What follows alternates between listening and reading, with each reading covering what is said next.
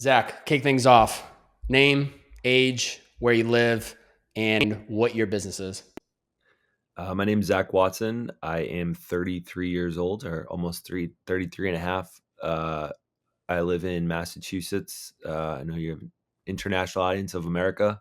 Uh, oh, shit. Are you in Massachusetts too? I'm from Springfield, baby. Oh, what? Do you live in Springfield? No, I live in Austin, Texas, but I'm from Chicopee, Mass. Oh, my God. Well, we're just in Austin 3 days ago. I'm pissed. That would have been cool to meet you and or have you be a Wow. part of the thing. Either way, yeah, and what my business is. So I recently made the jump to full time content creator. I'd been doing it as a side hustle for I don't know when it ever became a hustle. I guess last summer when I started taking like coaching seriously, where a Mm. lot of people were asking for my services. I didn't have any. So my friend Frank and I think you're friends with Stone. Um, Yeah. Yes. I took his program and he encouraged me to put a one-on-one call out there. I was terrified of putting a dollar amount on it, and got my first clients in July and August, and had enough traffic in October that I was like, I can't meet this demand without a group program. Mm. October, November, December filled up my group programs, and put my 2 weeks in at my sales executive job at a software company, QuickBase. Man, good for you, bro. That's a huge. As myself, having just gone through that process a few weeks ago, probably right around the same time as you, it Mhm. is a. It is just. It feels so good. You need to create more space for you to see what could happen with this business, and I'm sure it's going to work out to your advantage. What part of Massachusetts though do you live in, or you don't have to say specific if you want to keep Yeah, it bird's I'm eye view. generally about 30 minutes north of Worcester, but I Right. grew up in Foxborough, home of the Patriots. Okay. I love this call already. Okay. So also a big fan of your content. Like I had said before we jumped on, truly, I think the content you're putting out there is really helpful for a lot of people, especially men who I think is probably maybe the target demo. But back to you, 30 minutes, open door. We can go anywhere you want, professional, personal, whatever.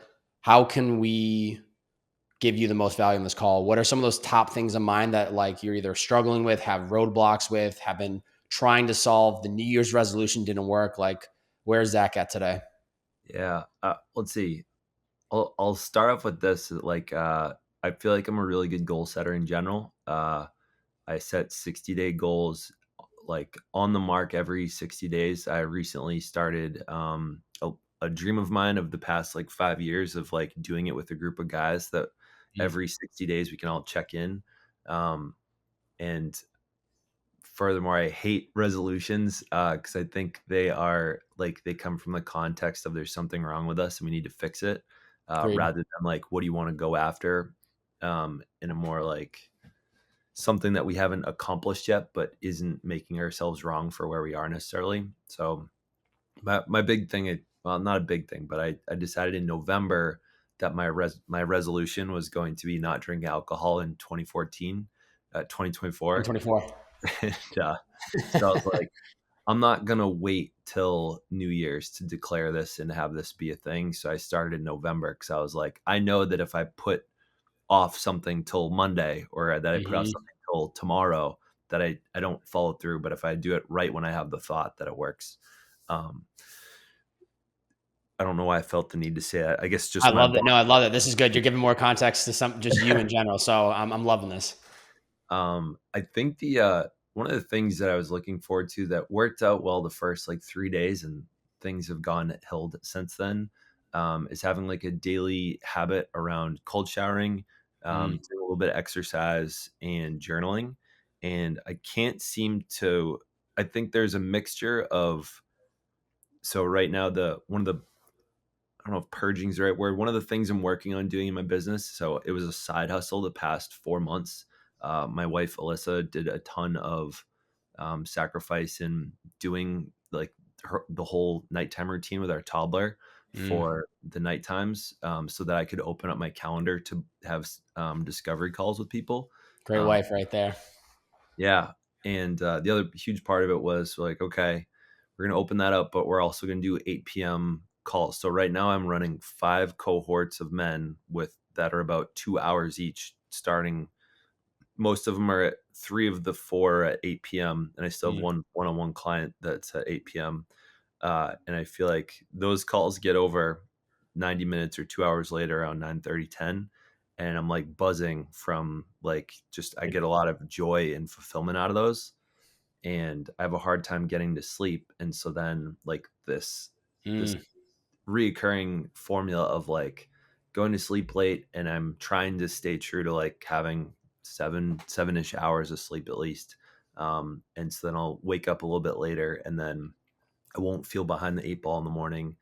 I'm curious I mean, I'm a huge fan of, nonfiction books. I think my first favorite book was The Compound Effect. It's a great Uh, book.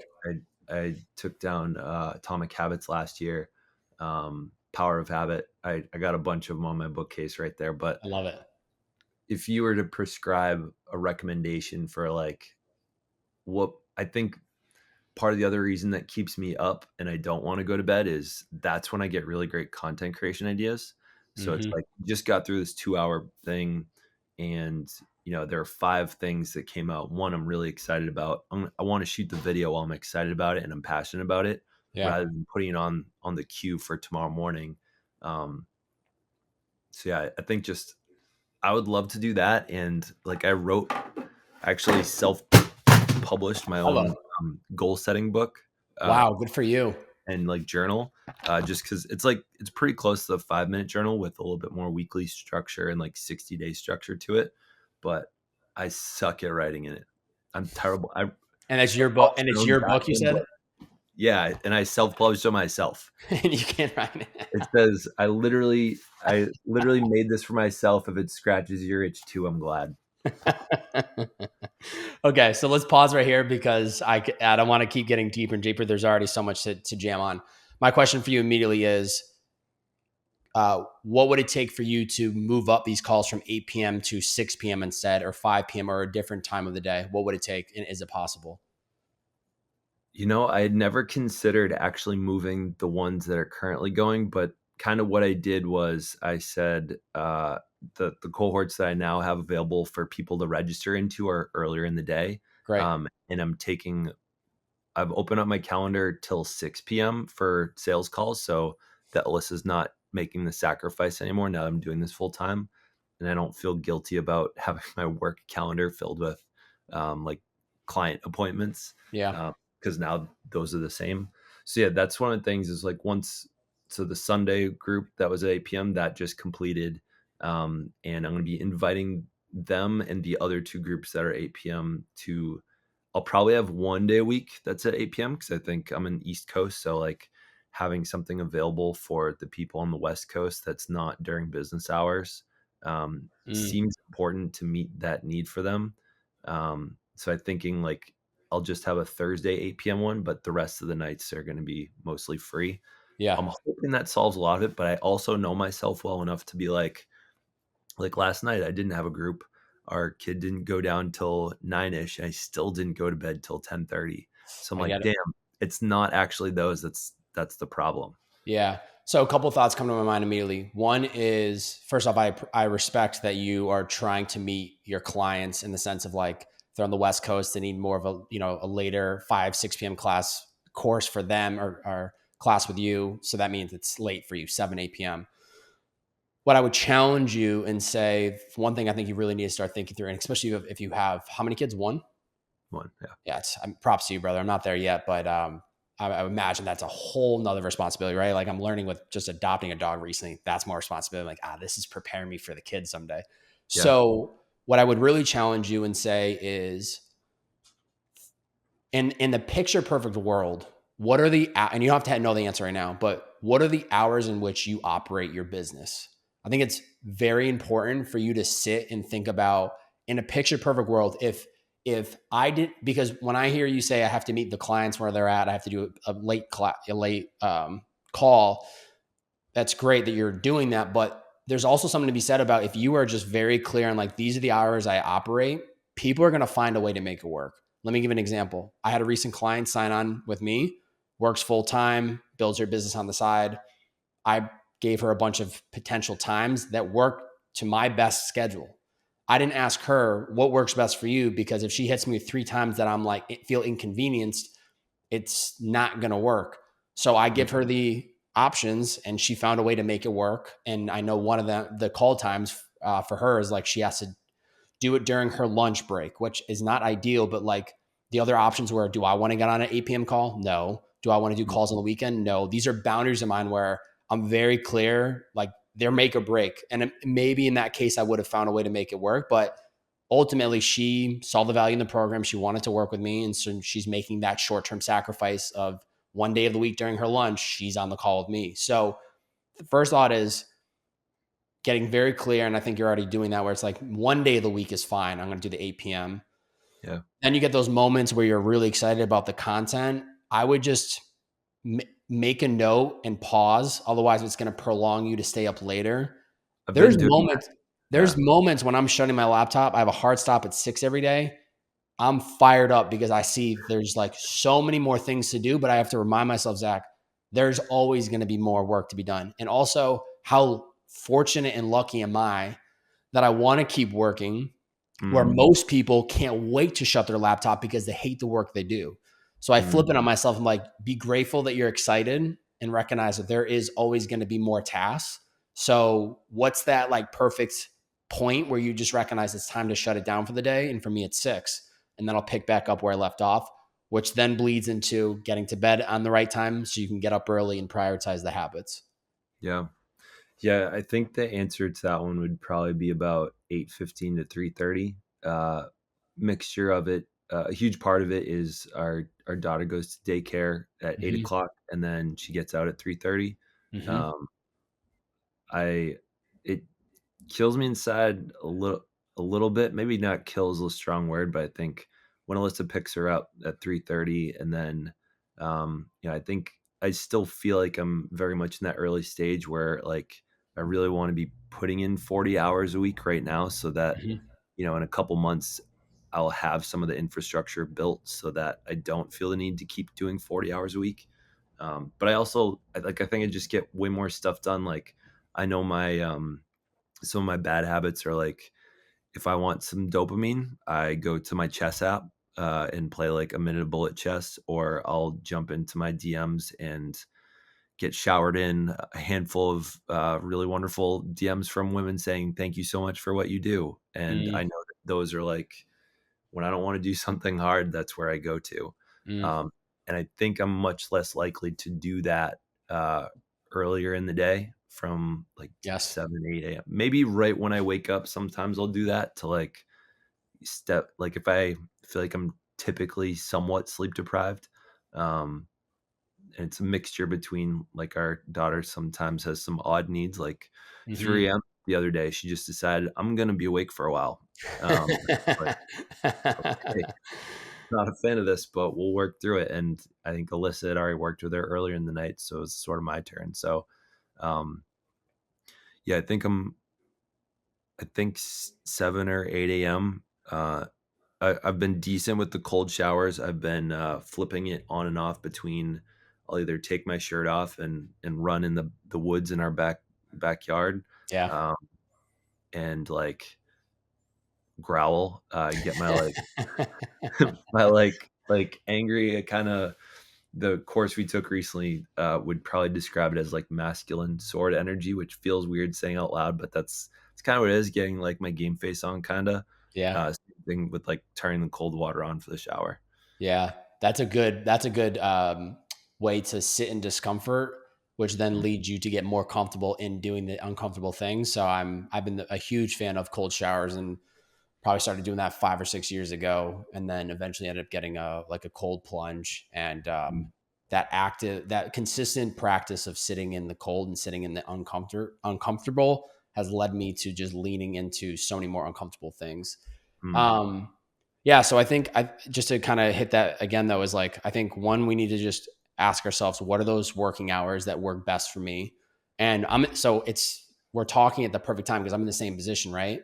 Which is I want to put in the 40 hours a week, and I'm just being extremely intentional and mindful for when I put those hours in so that it's not bleeding into personal life and things that, I do need to carve out time for balance so that I can step away from the work and recharge. And the other thing I want to say is challenging you to make the physical and mental habits like non-negotiables. I have seen such a positive ROI from doing that. And even like today, right before I went on the run, I'm like, I don't want to do this. I'd rather just get right into work mode because I have so much to do and I'm excited. But I compartmentalize and remind myself this choice to run is actually going to be the greatest investment because I'm going to feel more energized for the day ahead. And it's setting me up for the long term for my health. Mhm. Right. So it's asking yourself what's on the other side of this ability for what's on the other side of me actually doing the thing. No one enjoys walking into the gym. We love walking out. So if you Mm. remind yourself you walking into the gym or going for the run or doing whatever the workout is, you're going to feel more energized. You're going to feel more clarity. You're going to feel more focused in the day. You're going to feel more confident in your own skin because you knew you pushed yourself to do the thing you didn't want to do. Like when we start looking at the pros of what comes from it, it might make it easier for you to just say, I need to do this and I can't like make an excuse not to. But I also want to say, like, I'm not saying get up an hour earlier and neglect the sleep and now only sleep 5 or 6 hours. Yeah. Oftentimes, I really don't think most of us recognize that our day truly starts at the end. So, like, prioritizing getting enough sleep so that you can feel great for the next 24 hours and then waking up feeling energized and recharged so that you can attack the day ahead. So, like, how do we make sure you're getting the 7, 8, whatever works for you, 7.5, 8 hours of sleep? Boom, get that. Wake up. Maybe you're someone that wants to drop right into work mode. Go focus for 2 or 3 hours and then work out. If that works for you, great. For me, I'm more of I want to wake up, prioritize the mental, physical, spiritual, and then dive into the work. So that by the time I sit down at this desk around 9 every morning, 9:30, I've been up since 6. That's like 3.5 hours. I am chomping at the bit to dive in because I'm now feeling like all of the my cup has been filled. So now Mm. it's time to fill up the rest of the world's cup through my content, through something I'm working on, a course, a podcast, and that's been a huge shift for me. Yeah, that's a good point. I think so. Like what you'd said about like recording the idea. So I have a spreadsheet that one of my goals I set. I think one thing I've identified over the years of goal setting is that we have like, I don't know if you've ever read the 12-week year, but I talks haven't read about it, but I'm very familiar with the book. it talks about like lead and lag measures. So all the time we're looking at lag measures like losing the weight, when it's more important that we look at the actions that we're putting in. So Mm, like I know that getting out 3 pieces of content a day with at least one of them with a call to action to pretty much to book a call is one of the huge things I've been working on. And I know that for me to successfully do that perpetually for the foreseeable future, I need to get good at seeing the idea, taking a couple minutes to do it out, make the video, edit it, schedule it instead of posting it mm. is like a big deal for I think the longevity of what I want. So like we have a trip coming up in a couple months to go to Ireland. I would love to turn my brain off of work that week as much as I can't because I see everything in the you probably have content creators brain like me. I can't Mm. unsee me sitting down at my desk as B-roll with music playing in the background. Um, but yeah, like my number one habit that I wanted to build was anytime I had a content idea, if I feel like I have the time and space to record it in that moment, putting it in the Excel sheet, writing that it's been recorded, that it's been edited, but trying to use repurpose.io to put it up instead of posting it in that moment because I think it's a little reverse of what Alex Hormozy said in $100 million leads of like he thinks you have a little more skin in the game that the value will be there on the video if you put post in that moment versus I'm good at that part. And the hard part for me is like delaying the gratification of a post. Yeah, I get that. That's also for someone like me who is very B-roll focused. Like I get it. There's a difference between the aura of someone that's like hyper passionate about the subject. And I've recorded things where I look at it, replay it back. I was like, I'm not as passionate for that. But then the Mm. next video I recorded a day later, I was like, I could feel it in myself. So that's obviously something to kind of keep in mind. And you have to you have to toy around with figuring out like what works best for you. For me, it's like I just keep a running tab of ideas, and then I compartmentalize what time of day I focus on creating those short pieces of content. Mhm. And for me recently, like who for the last year I was so heavy focused, one post a day minimum. I'm actually now just completely re-engineering that because there's Mm. things that I'm building on the back end that take up more time. And so if I expect myself to post once a day, I'm actually slowing down the process of building out the back end things, which I know are so important and valuable that I need to like implement and create and offer to the world. So it's also just that constant, like, if you feel 3 posts a day is great, great. Maybe, what would 2 look like? How would that create more time for other things that you want to focus in on? Or, when you do take that trip to Ireland, what would it look like now that I love that you already know this month in advance? It builds enough healthy pressure. Like, that trip is coming. So like, what would it look like for Zach to be able to like completely step away from work and have an abundance mindset, knowing that there might be emails that come in where there's lost money, right, on the line, but you recognize like this is a long game, and you carving out the time to enjoy your trip to Ireland is more important than making an extra $1,000, $2,000, $3,000, because this Yeah. is an ongoing process. There's always going to be money left on the table. So I also think that this is a good opportunity for you to challenge yourself and like, what Yeah. can I do between now and then to make sure that when I step away, I can be present on the trip rather than, trying to squeeze out a post right before we go take the tour, or like checking the DM in between like dinner. Yeah. I've tried that game. And for me, I really try to compartmentalize on and off mode. And when I'm off, like truly being able to be in the moment and enjoy it. Cause so many people, we look forward to that trip. And then while we're on the trip, all our mind is doing is programmed to think about the business or the work that we're focusing on. Yeah. Yeah. It's a some of what you're saying is a good like affirmation and nod to like some of the things I've been thinking about. So I've been trying to move all of my stuff over to go high level instead of stand store, because what I want to Mm. be able to do is call the leads that I have. So I'm probably pulling in, I don't know, 40 new phone numbers and emails every day from It's a either lot. men or women. Yeah, I'm up close to like 10,000 folks on that list. Wow. And I want to be able to call them, and I know that right now, Stand Store, there's no good way to call them through it. But if it's in Go High Level, that Mm. like I can, I was a sales rep for a year, making cold calls 100 a day, Wow. and these are warm, so pretty much calling my fans that are interested in talking with me. So I know that there's a lot of value in being able to respond to them quickly, and I like the idea of I want to hire a setter and possibly a closer in the next couple months, so that at some point the setter is going to get me so many goddamn meetings that I have nothing to do besides close every day.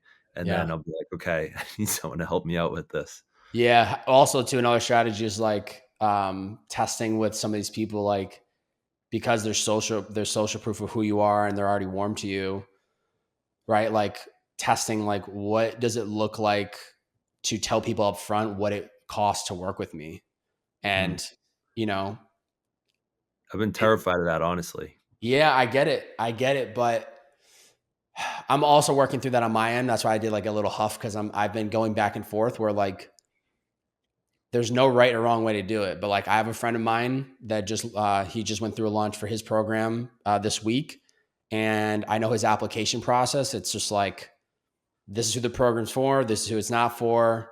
What do you look at? What are you most focused on? Here's the price. Are you aligned? Yes or no? And he'll lock in five high paying clients without any calls until their first call.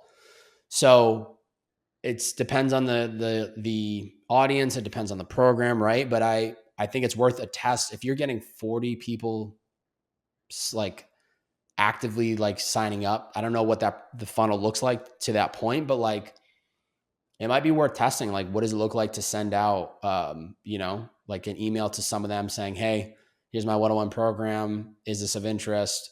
Try some with like this is the cost. Try some where you have to get on the call." But I just found myself doing a lot of sales calls and not a lot of closing. And whether that was me, not, I don't think it was necessarily me being not a good salesperson. I just think the quality of the people that were coming in just weren't the right fit. So that was also something that I had to work through on my end too.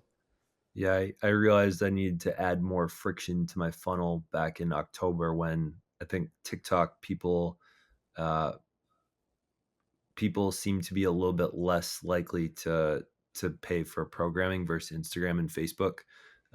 So since I was really grateful earlier this month, my TikTok and Instagram went head to head for 7 days. They're on the same exact 1,314,000, and Wow. then the collaboration with Kristen Bell Saw um, that. Huge. smashed Instagram's at 360 now. Insane, bro. Yeah, when you do a collab with someone like that, A-list celeb, I mean, props to you, man. Yeah, That's just another validation point for you of just like you're doing the right thing and you're clearly speaking the right message to the right people. yeah.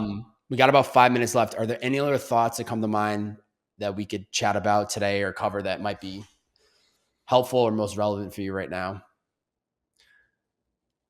I think I really liked the idea you talked about in right as you're about to do something that's either uncomfortable or like it's on your calendar, but you don't want to do it that moment is like trying to fast forward to the 60 or 90 or 2 hours later. Like, why would I be glad that I took the time to do that?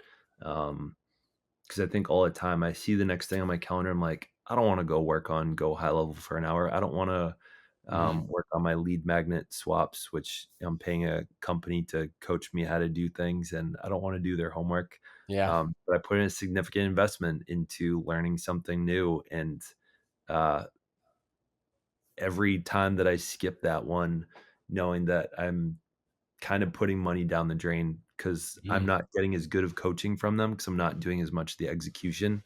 Um, it's funny. I'm recognizing I use a lot of pain points on myself to sell myself on things more so than the positive outcome.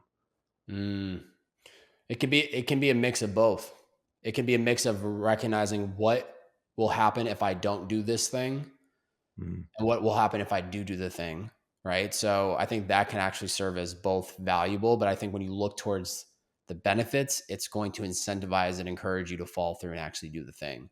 But one mm. thing that you said that I want to really challenge you also is, and I don't know what this looks like for you, but like scheduling, right? Like that's so much of what I help people do is like you control your time. So how can you optimally and efficiently and effectively use that time? And an example for me is just like I split my day into my working day. The mornings are all creative work from 9 a.m. till 2. I won't do any calls. From 2 to 6 is all back end business, calls like this or whatever. So my challenge for you is just like pay attention to like, oh, I recognize I don't want to do the homework for that coaching program because I just want to, focus on the things that most excite me for my business, which is great. Find the hour, find the time frame in your day where like you're not really excited to create, and then swap that in for the time to do the homework or to do the tasks that you don't necessarily want to do it. So it's not that I don't like doing coaching calls. It's that Yeah, I recognize it's so important for me to focus on the creative in the morning when I'm full of energy and just like yeah, distraction free. And then at some point I recognize like by the time I stopped around 1, I was like, I'm done for the day. Like I can't write anymore. If I keep looking at this, I'm just going to half ass the work because I'm mentally tapped out on this part of my brain. So perfect. Let's shift gears and now let's go into external or communication, email, phone call mode. And I feel energized doing this now for this part of my day. yeah. I think what I'm hearing in that one is, I think what I'm good at. I mean, I feel like when I jump into those cold showers, like it's a metaphor for the day. Is like, all right, we're doing the hard thing first. And I feel like I'm Yes. good at doing hard things first in the morning. I could create content probably any hour of the day. Mm-hmm. Um, it's rare that like it's rare I'll look at the items that I could make and then be like, nah, I don't want to do that right now. I'm always up for it. It's the hard things of like building back end stuff that's really hard for me. So doing that first thing in the morning is probably how I spend 3 hours a day is building back end stuff. And then it's like a break from that to go do the Yeah, fun stuff and be creative. I get it. There's things that, as new founders and entrepreneurs on truly on our own path right now, like you have to do the things you don't necessarily want to do that aren't as sexy or as fun as creating the content, but it's Mm. absolutely crucial. So it's just finding those pockets of the day where you're like, I'm okay with doing this. I don't feel the FOMO of missing out on creating or doing other things, but it's that, it's just the balance of like, you have to find the time to do the thing and know that with time, I'm sure you'll build an infrastructure or people in place that can do those things. So you don't have to focus on them and you can just keep narrowing in on the thing that really matters most to you. Yeah. You occur to me as a person that journals. Am I accurate? Yes. Do you do like a daily journal? I've been toying and trying different things over the last few years. More recently, I have approached my journaling where I write 6 manifestations 5 times each. I've never done this before until the start of the new year. I kind of just, the timing wasn't because it was like new year, new me. It was just like, I just was like, I'm going to start writing these manifestations and reminding myself daily of them. And I started doing that. That's been really good. Right after I would do that, I was also documenting daily in a 1 page journal, just like what's on my mind, what happened in the last 24 hours, good, bad, in between. And recently I found myself kind of speeding through that part of the journal and not wanting to do it. So I've just kind of stepped away from doing that, and it's felt good. And now I'm only going to write in that journal when I feel like I have something I really want to share. So it's Mm. felt really good. But I think the journal approach is just kind of asking yourself, what are you looking to get most out of it? I feel some of the journal stuff that I would be writing, I'm either recording a long podcast on or I'm making short form on. So I just haven't been as much writing in there, but I try to, document my thoughts and what's top of mind. Or if I don't do the journal, I find other ways to let that out of me. The reason I ask is because I feel like I want to be journaling on a consistent basis. Like I find a lot of pride, and I look over at I have a bookshelf next to me with all my journals since 2021. They're every Mm, 60 days, and I think knowing that I can go back to a lot of points in my life in the past couple of years and like look to see, oh, what did I do that day? There's a lot of journal pages missing, mm, and that's that's a little discouraging, but I think trying I try to keep reminding myself why I'm doing it. And I think when I come to gratitude for where I am, and like, recently our dog died, and like mm. knowing that there's a lot of journal entries that I write, like how glad I am that, there's a scribble on the page because our dog bumped my elbow because they Yeah. wanted cuddle. Um, I think I get in a really good mood. It's almost hard to see the long term effects. I feel like I've already been reaping those rewards of like I'm just a really happy fucking person. I Mm. can't turn it off. Yeah. Um, Well, if you need two thoughts, one is once again, remind yourself of the finish line of what happens when you write these daily thoughts, even if you feel like you don't want to do it, is being able to reflect on it. But also a great example of the benefit of writing is look at Matthew McConaughey. I don't know if you read his book. Did you read Green Lights? no. If you like Matthew McConaughey at all, you should absolutely read his book. But his entire book is a reflection on his journal entries. And it's Hmm. incredible because he pulls entries into the storytelling of his own book. So that was the first time I'd ever seen something like that done. And it was like, wow, in the day-to-day moments of writing the journal, it can feel like a waste of time or like, why are we doing this? But for him being able to go, look back and then pull direct thoughts and where he was at in his life during those moments, it was really cool. So that's a great book, but also might be a good reminder for you to why you are writing and Yeah. just some motivation to keep doing it. Yeah. He was on the podcast, one of my friends that had me on her podcast. So she Wow. was talking it up, but I don't think I got a synopsis. So hearing that, I think I'm gonna add that to my reading list. Yeah, Green Lights is good. Let's recap real quick. So, a couple things that come to my mind, and then if there's anything else that you think you want to highlight. One is just continue to be mindful about how you're structuring your day, especially with these like external calls or group coaching calls. Like at the end of the day, Zach, people want to work with you. So if you set the parameters on when you're available, they are going to follow suit and find a way to make the time. And if there is that one-off case scenario, such as like you said, I will do one Thursday where it's at 8 p.m. great. But for the rest of everyone else, it's going to be between your set working hours.